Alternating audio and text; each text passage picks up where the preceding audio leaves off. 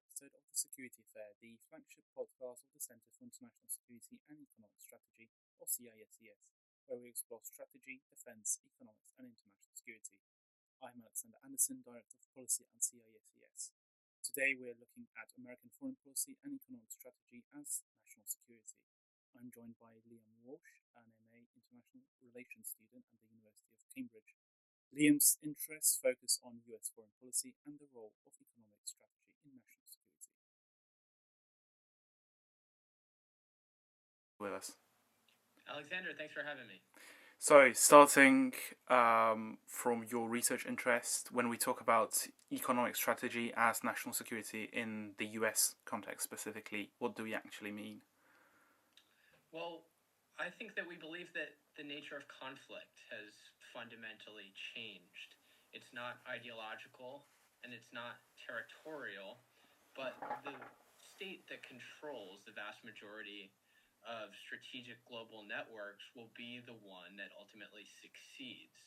If the logic of mutually assured destruction holds up, we can presuppose that the United States and China will likely not be engaged in all-out war. That means that the institutions for great power competition are primarily financial and economic. We're seeing this right now in Russia, as well as the European Union and the United States try to break Russia's economy and force it to the table. We'll get back to Russia a bit later, Absolutely. but how central would you say this idea is to American strategy today compared to, for example, a decade ago? Yeah, absolutely. It's a great question. The United States was in the unipolar moment, we'd say, after the Cold War. In 2015, 10 years ago, China is a powerful actor in the international system, but it was not the China that it is today. So the United States was capable of relying more on its military might to project power. In the Middle East, of course, the United States was embroiled at that time in the war in Afghanistan. This is all a way of saying, I think that economic and financial institutions, and you see this through budget prioritization in the United States, have developed a renewed salience. So I would say much more important. So maybe putting the focus on the strategy today, the recent, it was published this month, the 2025 National Security Strategy puts economic nationalism, one might say, and reindustrialization front and center. What would you say stands out the most in this document for you? Yeah, that's absolutely right. I have the strategy in front of me, and just to quote, it says that the highest priority of national economic policy is never to be dependent on any outside power, quote unquote, for any defense or economic inputs. This is a staggering sentence from a U.S. national security strategy, because when you get down to the fine print, what does that actually mean? Okay, what assets for the defense and economic sectors are we really not going to rely on from our allies, right? There's this discussion between onshoring and friendshoring and the vulnerabilities created by things that you need for your economic and defense industrial base, but are made in other countries. So I think this is certainly something that the national security strategy highlighted, that it will certainly be, again, important to pay attention to in the future, because this moment, I think, will outlast the Trump administration. I would agree that it's a pretty damning statement, especially when, for example, seemingly American projects, for example, the F-35, it's manufactured all around across various allies. For example, the UK makes the engines for the F-35. Focusing maybe on China specifically, the recent NSS seems to soften at least the rhetoric and the framing of China. It says it should prioritize economic rebalancing over this great power competition slash systemic rivalry. Would you say that's a real shift, or is it mostly rhetorical? I mean, most of the world is reliant on China, so it will be a gradual shift. But would you say it's more rhetorical or practical? Right. So you're absolutely right to point out this rhetorical shift. I This is where my skepticism of national security strategies as documents comes into play. National security strategies is it's an incredibly important process. It creates an honest appraisal of American power. It creates an honest forecasting of what we think the future ends of American power are, if we think about strategy as ends and means, an appraisal of both the means to get there and then what we're actually putting into play in terms of ends. If you follow the money, so this process has to go through Congress now. When you start getting down to the brass tacks again, are we really going to be prioritizing military assets away from China? Are we really going to cut the CIA's budget in terms of intelligence collection on China? I'm skeptical of that. Sure that we might soften our economic approach in the great power competition, at least rhetorically. But I think, again, it's an unsatisfying answer. I think it is important to wait and see where the money falls. I would also ask you. I recently heard that the national security strategy is released every year, while the meaning of strategy is meant to be a broader outlook. I think that's something uniquely American that you do that every single year. So, would you say how enduring would these rhetorical or maybe more practical sides of this document will be in the long run, since it's a Sure. fairly short-term document itself? Sure. So it's released every presidential administration. So the Biden administration released a national security strategy. What is an interesting exercise too is that the first Trump administration released a national security strategy. I think these documents are certainly important. One of the reasons they're important is because the U.S. national security enterprise is a large place with a lot of people working in different various agencies. And so, what this document does is that it becomes a touchstone for American foreign policy for staffers to go back and say, okay, what is the best use of American power? What is the identity of the America First foreign policy? I think that these documents are important insofar as they create a kind of national security culture that is very clear about ends and means. And again, on that ends and means front, what this document does, and another reason why I'm skeptical, is that it highlights a number of ends that the United States quite simply doesn't have the capacity to reach. Of course, this is a signature of all major national security strategies. They call them Christmas trees, and they're just something that you hang ornaments on. Um, and I think sometimes that's the nature of bureaucracy, but also it's important to be, I guess, ambitious with American power, maybe. Month, the US launched the Pax Silica initiative to secure silicon, critical minerals, and AI supply chains. What problem is Washington trying to solve here, and how significant is this approach to economic security in the long run?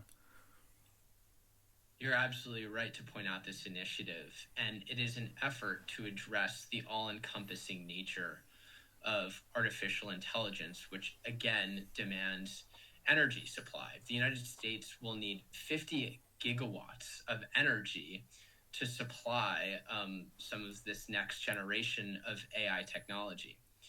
The United States will also need the talent, and that comes again from our allies in the Indo Pacific, in Europe, and in North America.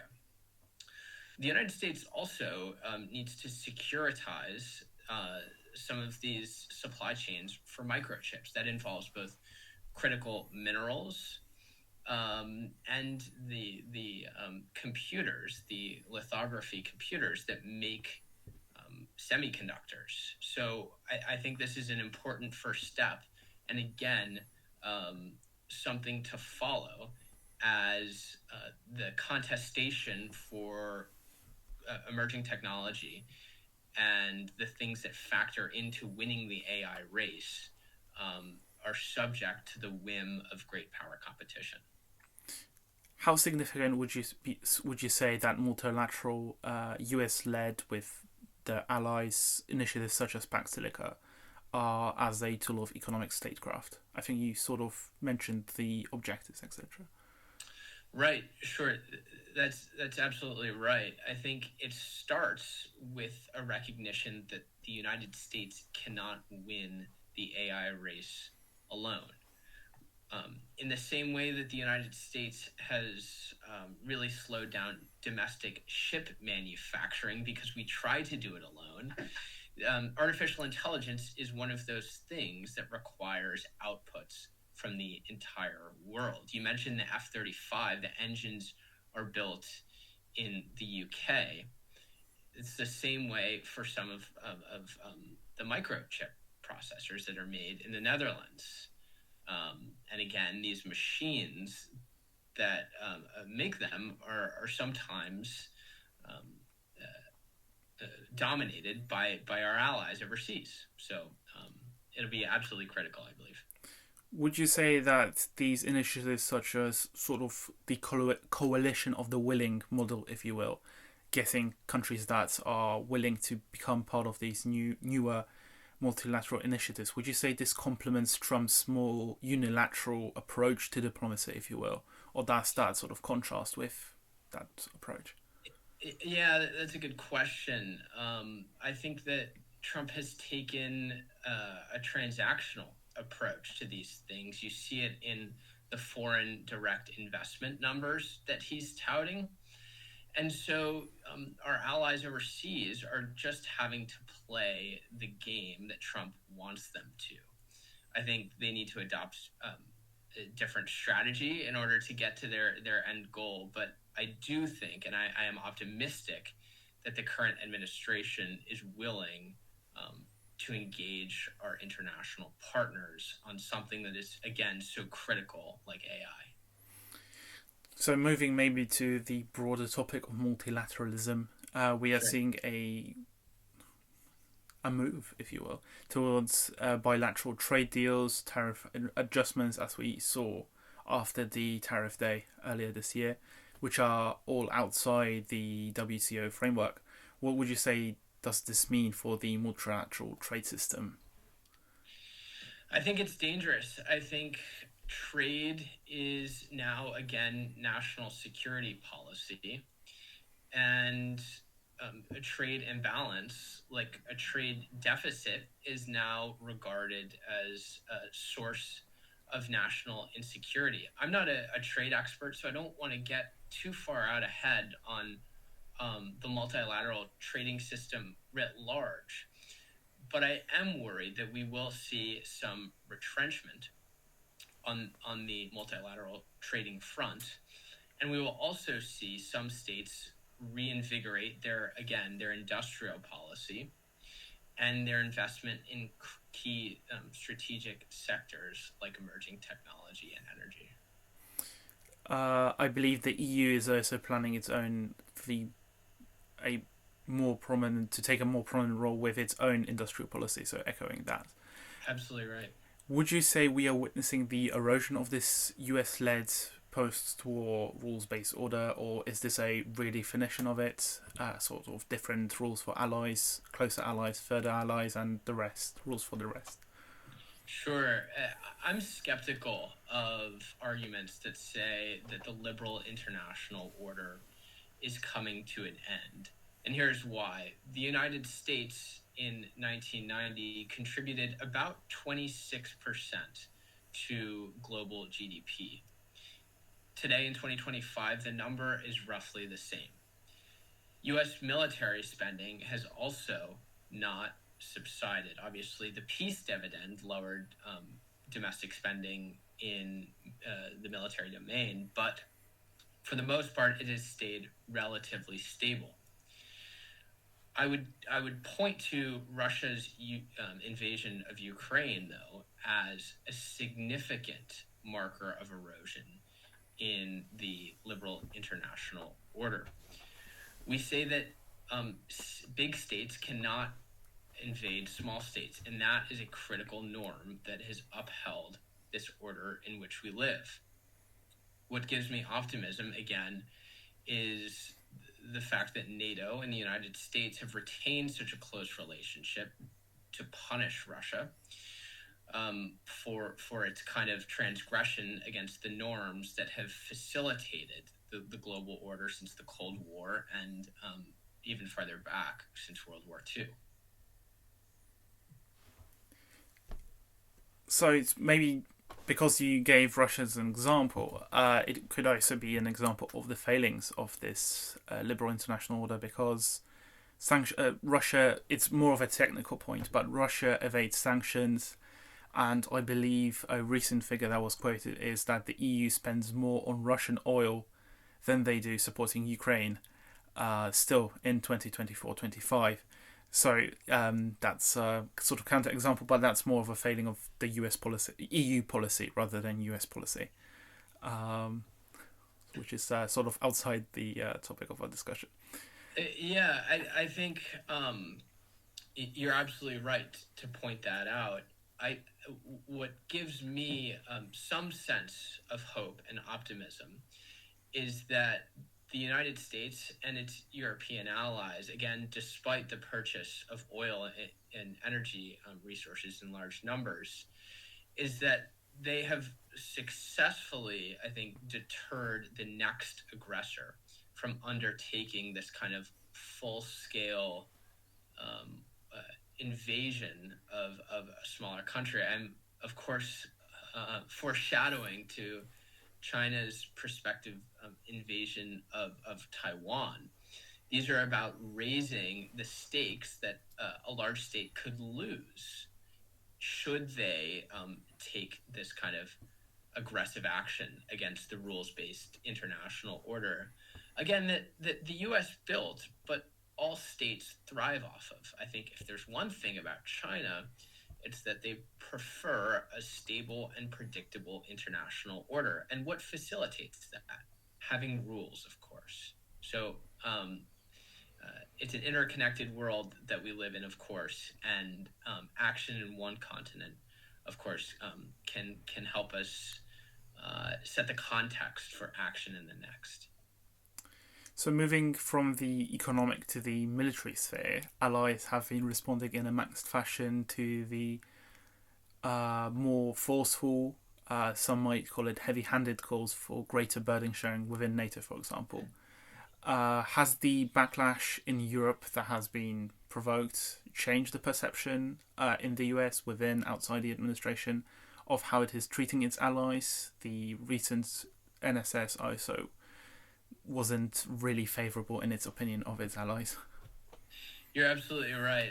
The unfortunate reality right now is that the folks in the White House are the ones that are making the decisions.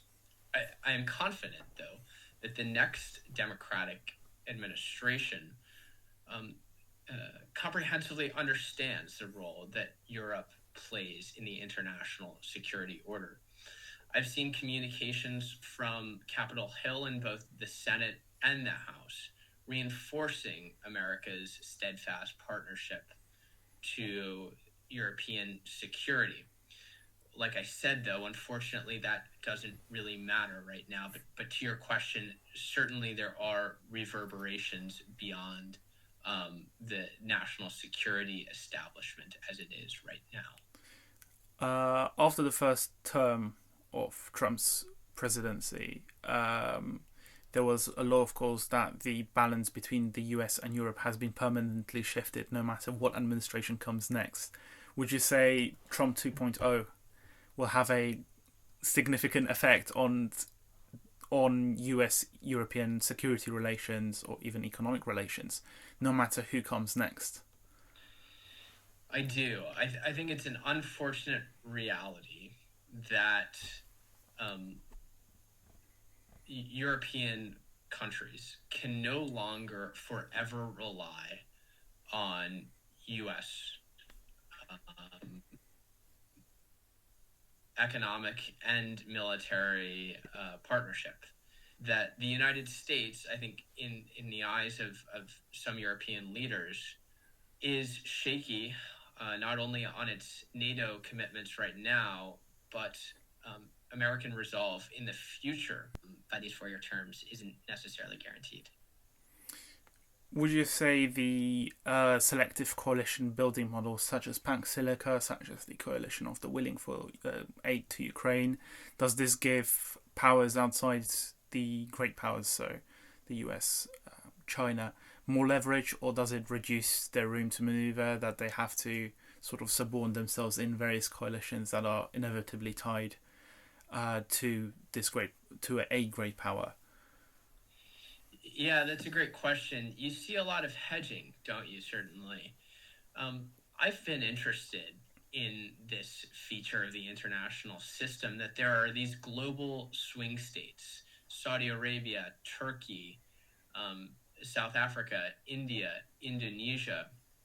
All are G20 powers, all seek some revision to the global governance order.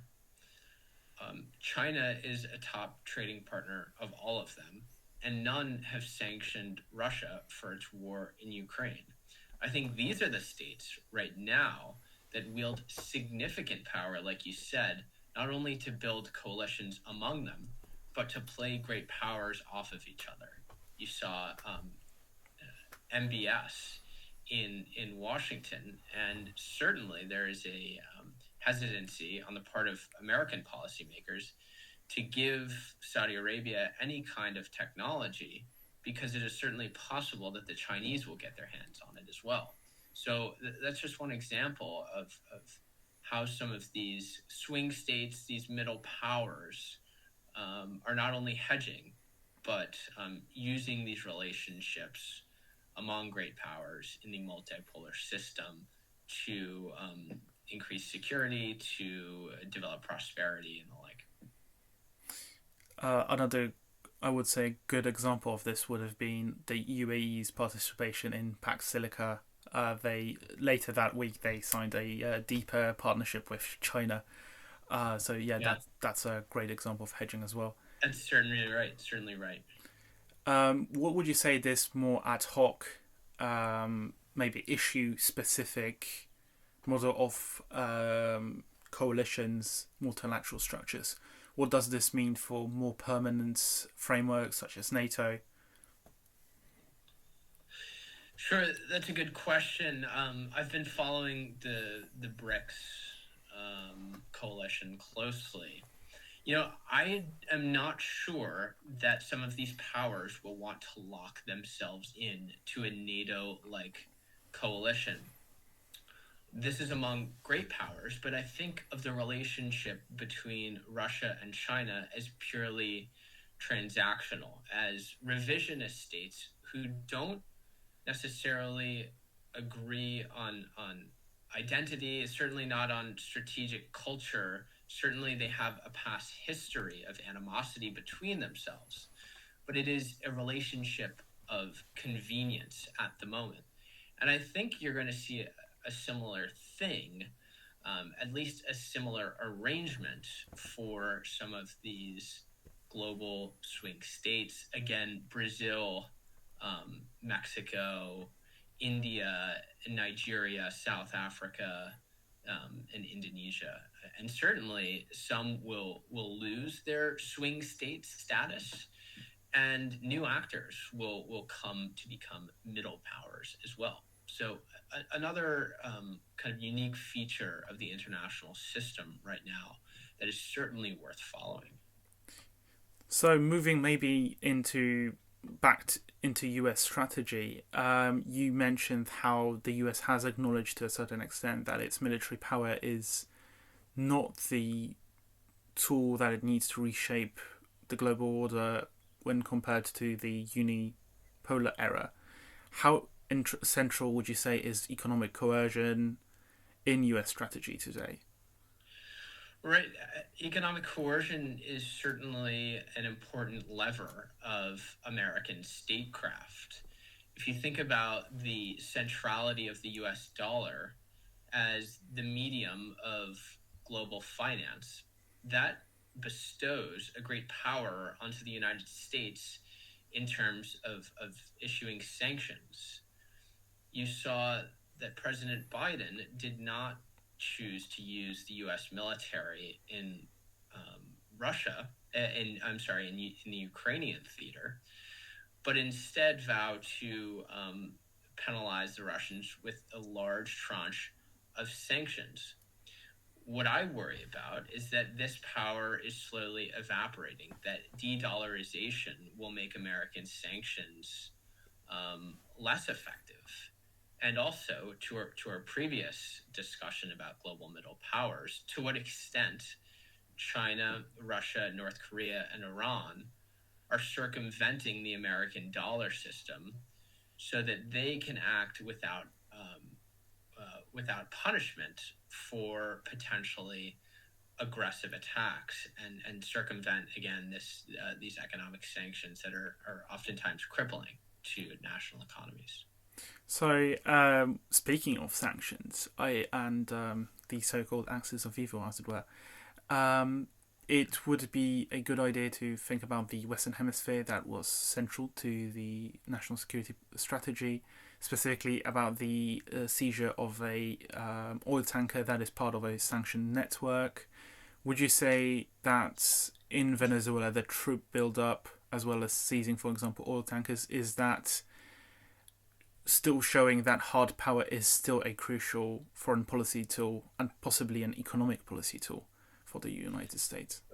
Right. You're right to point out that military power and economic power aren't two separate levers of statecraft, right? That economic power can compel military power the same way that military power can entice or compel a state to behave in a certain way economically.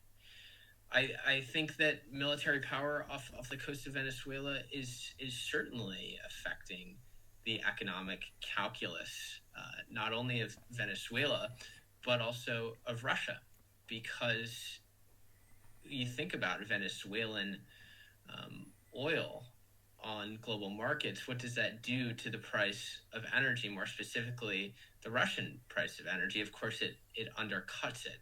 So yes, this is a long way of saying that hard power has not lost its salience, and it can be used to compel this kind of economic behavior that we're watching. So, looking ahead, would you say the second Trump administration has accelerated global economic fragmentation, the focus on economic blocks rather than the post-war rules-based order?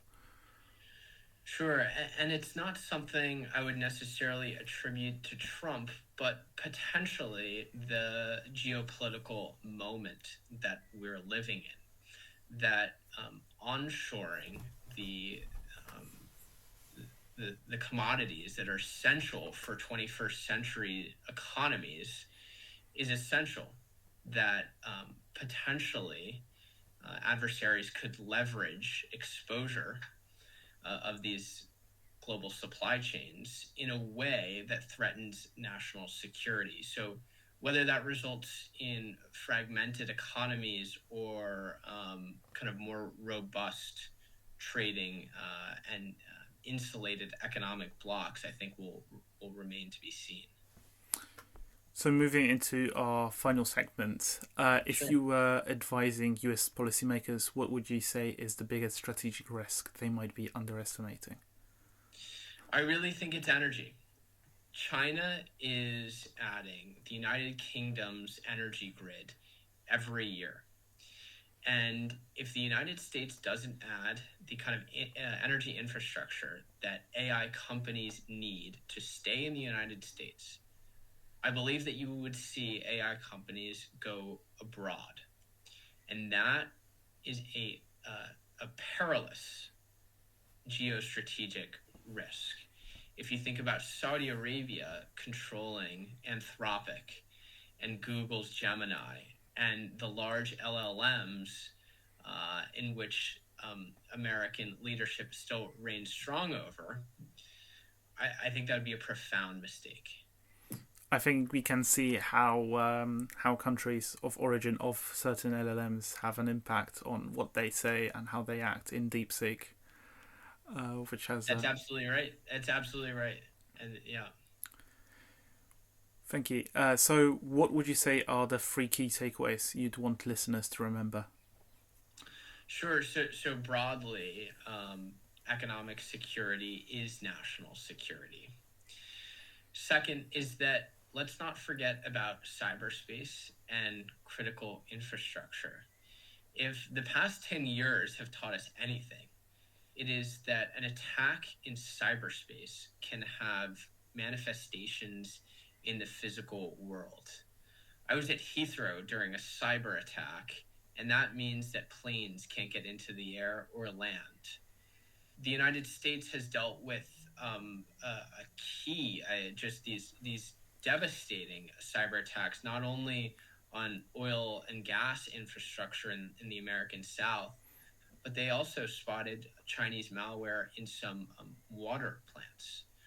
So I think it is wrong. It is absolutely wrong to omit some of these seemingly peripheral, but not, discussions of cyberspace and critical infrastructure into our discussion of national security. And finally, again, control over transnational networks offers the prospect of wielding control of others. China's control of critical minerals allows it to wield some source of leverage over the United States, in the same way that the United States' control over semiconductors allows it to wield control or some kind of leverage over China in the great power competition. This happens on the global stage for great powers, but it also happens among middle powers and emerging economies, right? If you have something that I want, that allows you to leverage power over me. And these strategic sectors are make up the 21st century economy, but will also be integral to the economies of the future, and that makes them exceptionally powerful. Thank you. So, a bit harder question. If you had to summarize US economic strategy under the second Trump administration in one sentence, how would you put it? Let's see. One sentence. Wow. I would say tariffing allies and controlling U.S. assets in a way that allows us to wield power over others. I'm sorry, maybe that was hyphenated, or there is a No, that's fine. We're not really strict about that. So finally, could you recommend 2 or 3 readings or podcasts for those that would want to explore this topic a bit further, which is a pretty broad topic, but Absolutely. So I really love Dan Wang, and he has authored a new book called Breakneck, which is a comparison between U.S. economic strategy and culture and Chinese economic strategy and culture. I think it's a good read for anybody interested in further exploring the mechanics of great power competition. And there's another podcast. It's called the Security Economics Podcast. And a member of President Biden's National Security Council, he oversaw the development of a U.S. sovereign wealth fund, or at least the beginning stages of it, talks about the nexus between national security and economic security. His name is Dalip Singh, and that is the Security Economics Podcast again. Liam, thank you for your time. Thanks so much. Thanks for having me. To the resources mentioned will be in the show notes. The Security Affair is the Centre for International Security and Economic Strategies podcast, looking at the ideas, events, and decisions shaping strategy, defence, economics, and international security. I'm Alexander Anderson. Our guest has been Liam Walsh. See you next time.